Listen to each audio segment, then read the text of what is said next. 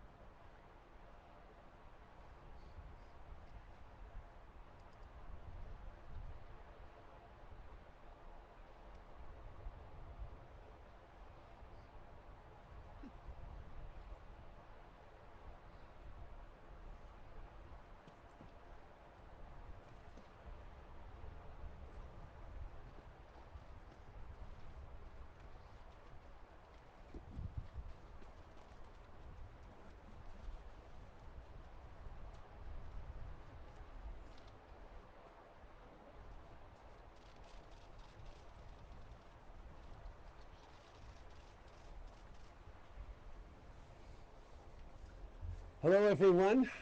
Thank you for coming out this afternoon. It's a pleasure to be back here in Iqaluit, joined by my kids, Xavier and Ella Grace, and our Liberal candidate for Nunavut, Megan Pizzo-Lyle. I try to get to our beautiful north as often as I can, and I'm glad to be able to meet with folks during this important election campaign. I was very lucky to get to Iqaluit twice this year already as Prime Minister, and back here a third time is outstanding. In March, I delivered an official apology for the horrible mistreatment of Inuit people during the tuberculosis epidemic. And in August, I announced nearly $300 million in funding for social and community housing projects across Nunavut. And on that same trip, our Liberal government, in partnership with the Kikitani Inuit Association and the government of Nunavut, announced the creation of the Tuvalutuk Marine Protected Area. On that note, today I want to talk a little bit about what a re-elected Liberal government will do to fight for a better environment. Unlike the Conservatives, Liberals believe that climate change is a real emergency that we must address now.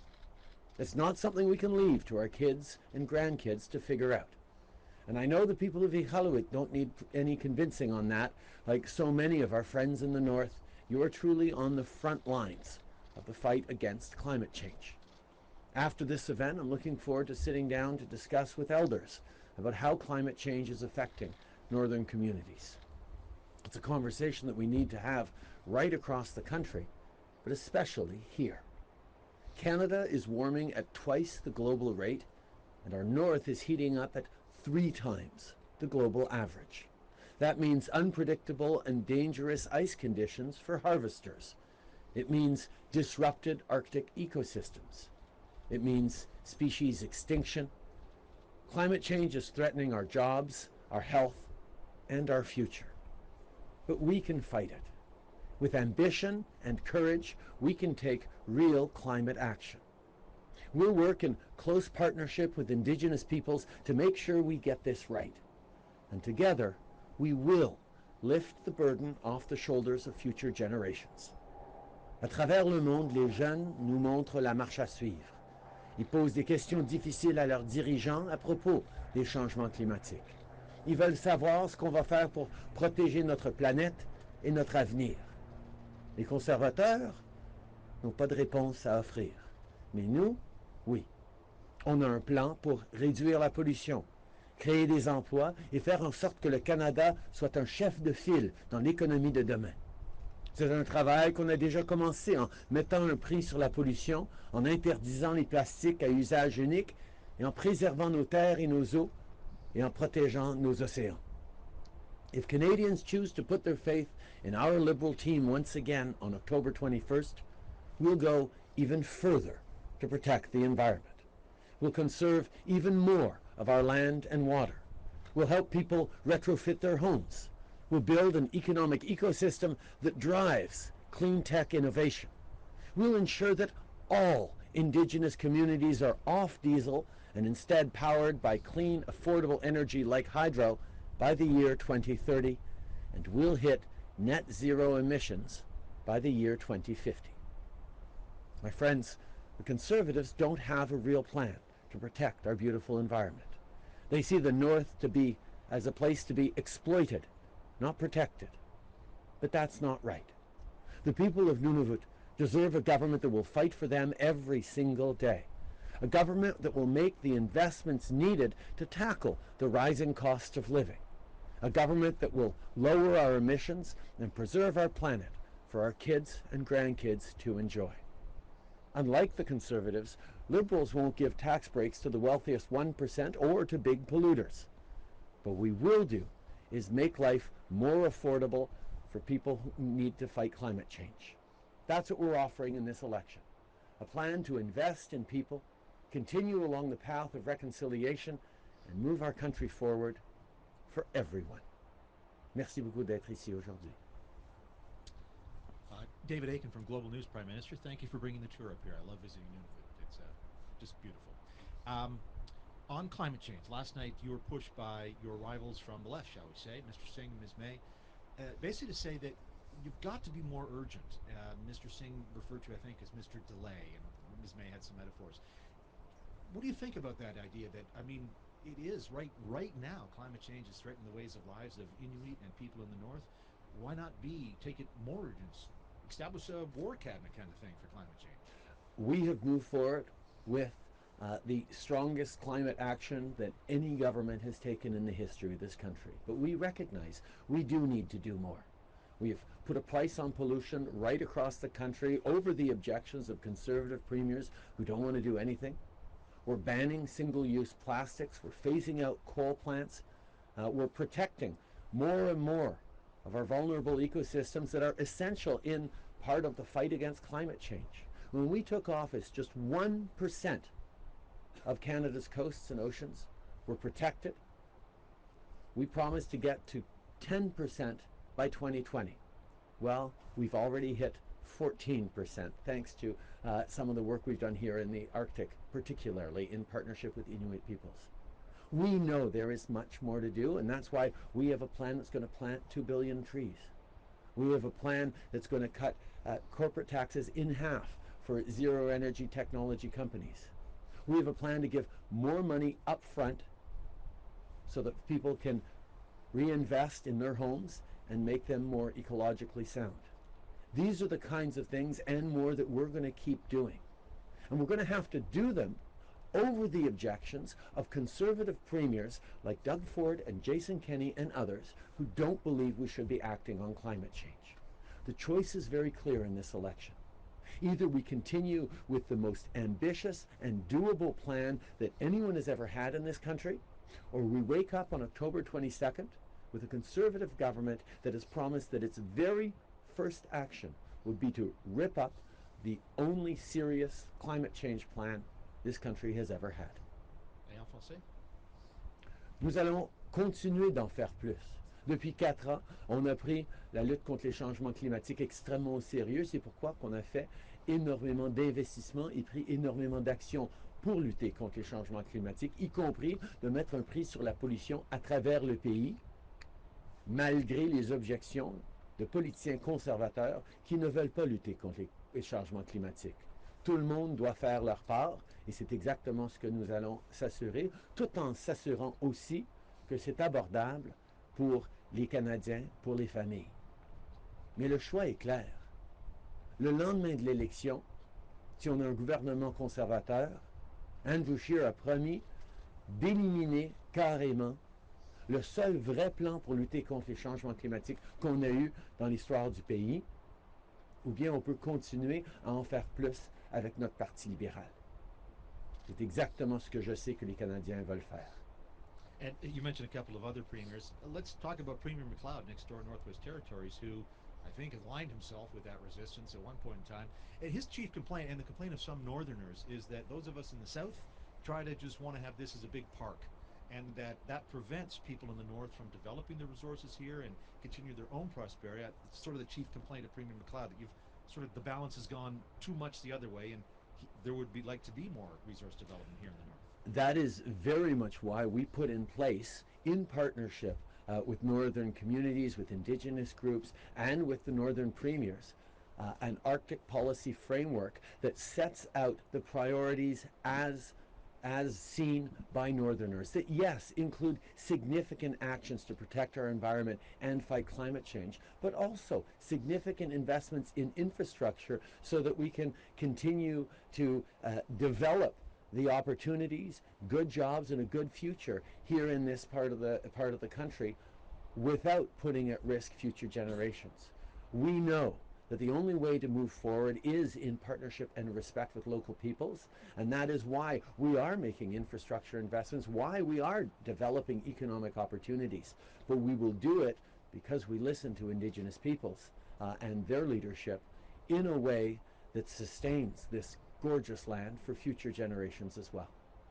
Bonjour, M. Trudeau. Je voudrais revenir sur le débat. Hier, pendant les échanges, l'enjeu de la loi sur la laïcité a provoqué, en fait, a tracé des lignes de démarcation claires entre les chefs. Est-ce que vous avez l'impression que ça va devenir un enjeu déterminant pour les gens du Québec particulièrement? Je pense pas. Je pense que les Québécois connaissent très bien ma position depuis longtemps sur cet enjeu, que je suis pas d'accord avec cette loi, mais que je comprends que des Québécois sont en train de défendre leurs droits en cours actuellement et que je n'interviendrai pas. Mais que je garde la porte ouverte à une intervention possible plus tard, parce que je trouve qu'un gouvernement fédéral doit toujours être là pour défendre les droits fondamentaux, que ce soit des droits des minorités religieuses, que ce soit des droits linguistiques francophones à travers le pays, ou les droits des femmes ou des communautés LGBT. Ce n'est pas une question de champ de compétences, c'est une question de respect de droits fondamentaux. J'ai toujours été très clair en anglais et français sur cet enjeu-là, et je continuerai de l'être. Hier, en anglais, s'il vous plaît. Okay. I have always been very clear, both in French and in English, about my disagreement with Bill 21, which I feel doesn't protect religious minorities. But I've also recognized that our charter is working the way it is supposed to.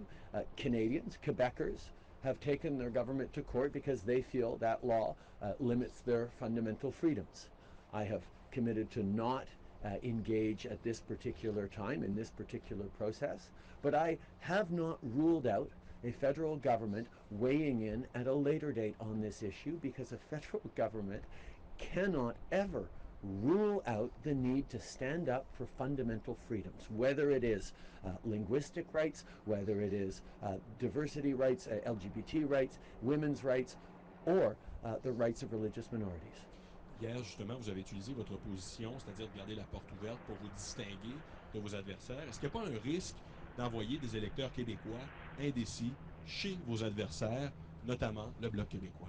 Je pense que les Québécois savent très bien que je vais toujours défendre les droits fondamentaux. C'est ce que j'ai fait quand il est venu le temps de défendre les francophones en Ontario contre les coupures des conservateurs de Doug Ford. C'est ce que j'ai fait tout au long de ma carrière, de défendre les minorités. Les Québécois que je représente depuis 10 ans dans Papineau, et même les gens à travers la province et le pays, savent très bien que je ferai toujours ça. Je vais toujours défendre les droits fondamentaux. Prime Minister, I wanted to ask you about free speech under your government. You said that the government is committed to defending fundamental rights. And now that the election is on, we're living under a new section of the Canada Elections Act, Section 91. And under that law, people can go to prison for up to 5 years for publishing, tweeting false statements about political leaders' education, place of birth. If I were to tweet, for example, Justin Trudeau never went to school. Justin Trudeau is an American citizen. I could go to prison for that. That law is being challenged in court. Do you intend to defend it, and do you feel that it overreaches into Canadians' free speech rights? We recognize that one of the cornerstones of democracy is free speech, and the ability of people to debate openly and to make decisions about who they are going to vote for and who they're going to elect to manage the direction of their country. And that important choice that citizens must make at election time needs to be informed, needs to be not twisted or torqued in deliberate ways by falsehoods. And it's a very delicate balance to walk between upholding our democracy by ensuring that people are not misleading citizens, while at the same time making sure that citizens have access to a full range of views and perspectives. We're in a world right now where we've seen the impact of the kinds of polarization, the kinds of politics, of misinformation, of fear and division, whether we look at what's happening in the UK or what's happening in the United States. There are reasons to acquire and to develop new tools to make sure that Canadians and people in democracies can be informed as they want to be able to make the right decisions for their future in a way that respects free speech. We have made an approach, we have developed an approach that is going to be protecting Canadians from misinformation. We recognize that this is a careful line to walk, and we will continue to walk it with Canadians. So talking about that balance, I know your government is also looking at bringing back Section 13, which was cancelled by the Harper government. It was widely criticized as being overly broad and a crude tool that repressed free speech. So will you bring that law back? Will you change it from how it used to be? How far do you plan to go in restricting expression if you're re-elected? We have been consulting with experts, with academics, with various community groups, and with people right across the country on all sides of the political spectrum. And we have recognized that the dissemination of hatred and violence on the internet is not an area that we have sufficient laws to cover. You can get away with saying things on the internet that you could never get away in a within a public square. And we need to make sure that laws are there to protect people in a virtual space as much as they would in a real life space. But getting that balance right, again, is something that our friends and like-minded countries around the world are struggling with, as are we. We were pleased to be part of the Christchurch Declaration on fighting terrorism on the internet. But we recognize there is much more to do, and we will be looking at ways to both protect the fundamental importance of free speech, while at the same time ensuring that everyone is safe in our democracy. Last night, Mr. Scheer led off the debate by calling you a phony, a fraud, and a fake feminist. Do you think that the tone of the rhetoric has changed in this campaign versus 2015, and if so, why do you think that has changed?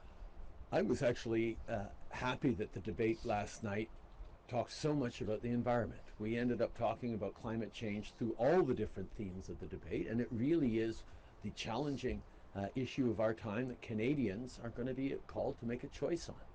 And the choice is very clear of whether or not they wake up on the 22nd with a government that, as Andrew Scheer has said, has pledged that the very first thing he'll do is rip up the only real climate change plan that any Canadian government has ever had. This is something that we know is not what Canadians want to do.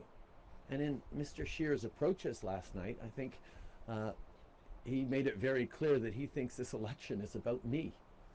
This election isn't about me. This election is about Canadians and an essential choice they have to make as to whether we continue to move forward and be even more ambitious in the hard work we've done over the past 4 years, or we go back to a Harper vision of what this country was for 10 years.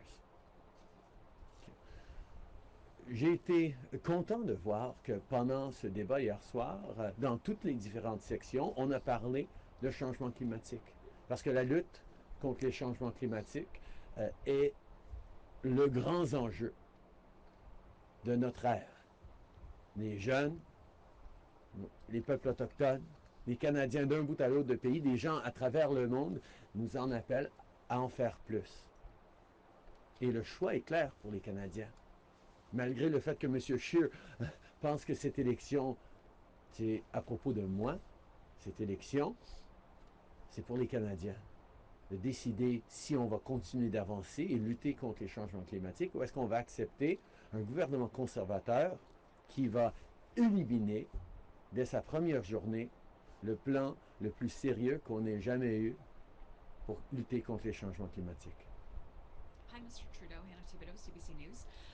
We're hearing on the ground here that people were very offended by the blackface, brownface photographs of you, and they're reconsidering voting for you because of that. How does that make you feel? I took responsibility for terrible mistakes I made in the past that hurt people, and I have endeavored, as I have throughout my entire career, to fight for an end to racism, to fight against discrimination, and I recognize that as a government and as an individual, we have much more to do, and we will. Is there anything you can say right now that would convince them otherwise? I think the record that we've put forward on reconciliation with Indigenous peoples, on fighting discrimination and anti-black racism, being the first government in Canada to recognize the decade of UN Decade of African Descent, to call out anti-black racism as it still exists in Canada, to move forward to fight systemic discrimination and unconscious bias, to actually increase the funding for these programs that specifically empower grassroots organizations and communities to lead the way in shifting mindsets. I recognize there is much more to do, and I have pledged myself to do much more over the coming years. Mr. Trudeau, Lee Berthiaume from the Canadian Press. Last night on stage, you said that the allegations the Globe and Mail had published about the SNC-Lavalin affair were false. Yet, after Mario Dion's report came out, you said you take responsibility. So how do you take responsibility for something that you say didn't happen? What do you say is false? I accepted Mr. Dion's report, but I also disagreed with his conclusions. I don't think it is, I think it is important and indeed the job of a Prime Minister to stand up for people's jobs, to defend Canadians, to defend the public interest. I don't think any Canadian Prime Minister can ever set aside the need to stand up for the public interest, and that's exactly what I did. So what are you saying is false about the allegations? I was actually saying that Mr. Scheer was mischaracterizing the situation. Mr. Trudeau, Christiane Meyer, German television. You might be criticized here a lot. In Germany, many people look in awe at the carbon tax, which we do not have. So my question is, how does that correspond with digging up more and more oil sands, A, and B, what can you teach Angela Merkel? First of all, I don't know that I have a lot to teach Angela Merkel at all. I have indeed learned a tremendous amount from her on geopolitics over the past years, and I consider her to be a friend and an ally on many, many issues, including the fight against climate change. Here in Canada, we know that putting a price on pollution is one of the best ways to move forward to both reduce our emissions and ensure that Canadians can afford the transition towards clean energy, because as we put a price on pollution, we are returning more money to 8 out of 10 Canadian families through our tax system than they will be paying with the new price on pollution. So making sure we are fighting climate change and keeping it affordable for people is the solution we've put forward in Canada that I know a lot of countries around the world are looking at with interest. And indeed, we do know we need to transition to a cleaner economy, but we also know that that transition will not happen overnight, that there is still a need for fossil fuels in Canada and around the world. And when faced with a choice of accepting a deep discount from the United States on the fact that we can only export oil, or 99% of our oil, to the United States versus reaching new markets and getting closer to global prices for it.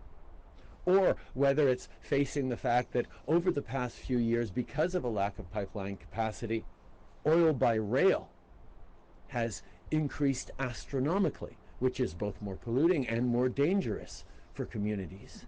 We know that investing in a pipeline and ensuring that all the profits, the hundreds of millions of dollars of profits, get invested in a clean energy transition and a fight for, against climate change is an essential part of the path forward. But part of the plan on twinning the Trans Mountain pipeline was ensuring that Alberta put an absolute cap on their oil sands emissions, which means the TMX project fits within our ambitious plan to actually reach and surpass our 2030 climate change targets. Quickly, how far up would the price have to go to make a difference? We have committed to continue to increase the price on pollution up until 2022. And then in 2023, we get to have an election again to talk about what the next steps are on the price of pollution.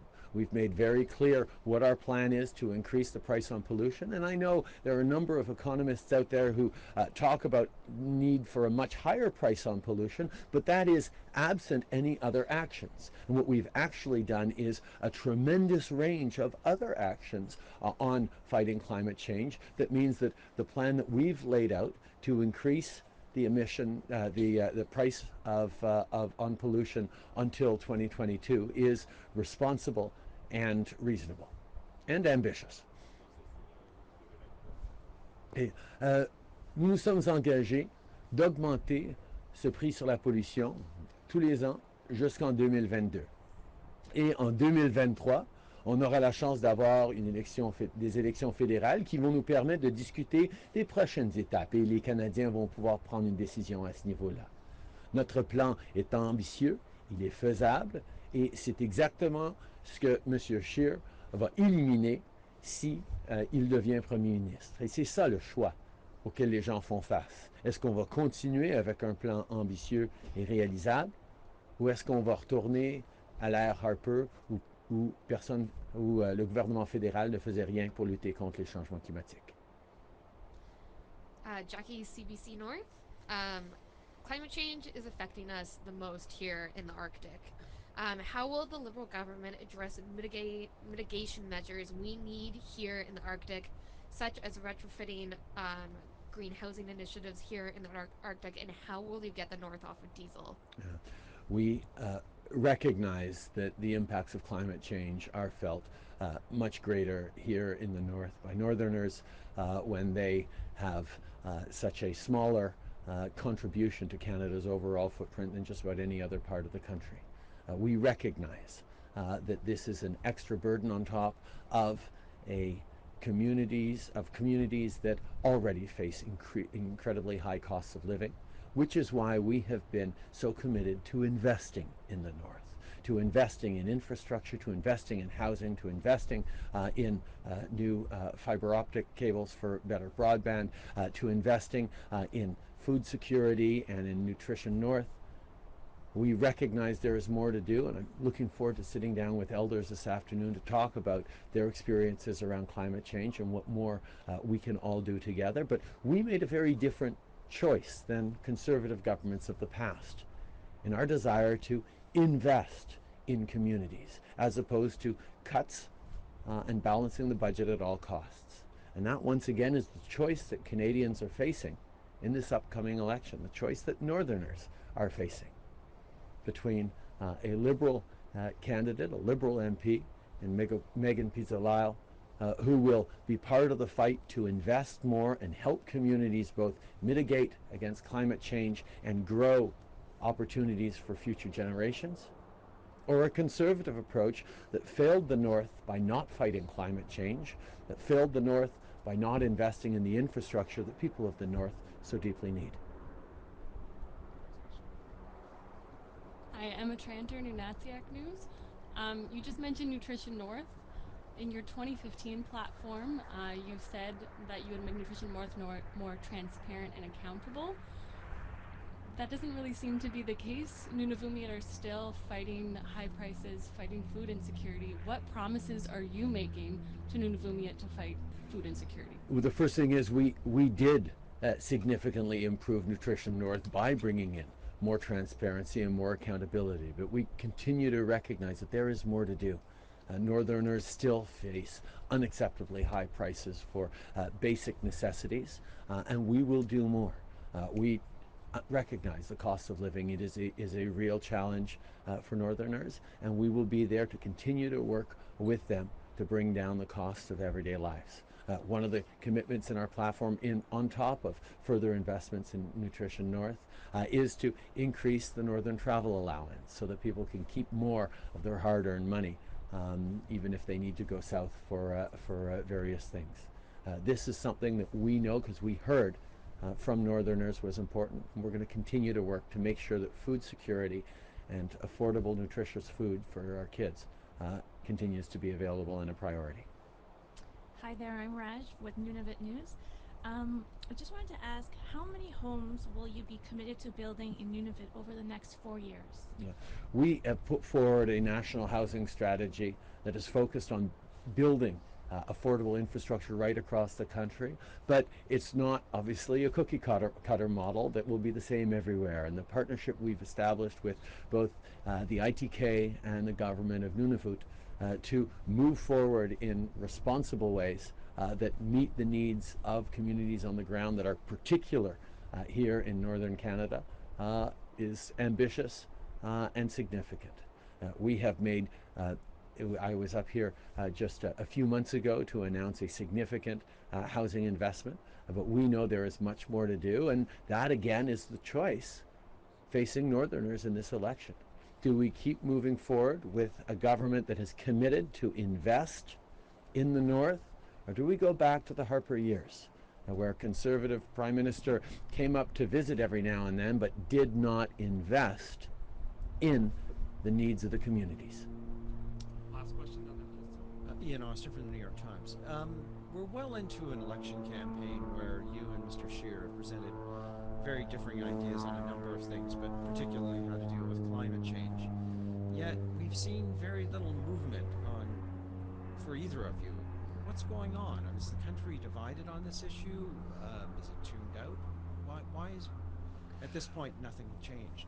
We recognize in conversations with Canadians right across the country, in the numbers of young people who've stepped up to protest in the streets and demand climate action, that there is a consensus right across the country that fighting climate change is necessary, not just for future generations and our planet, but for the economy of tomorrow, for the jobs our kids and grandkids are going to have.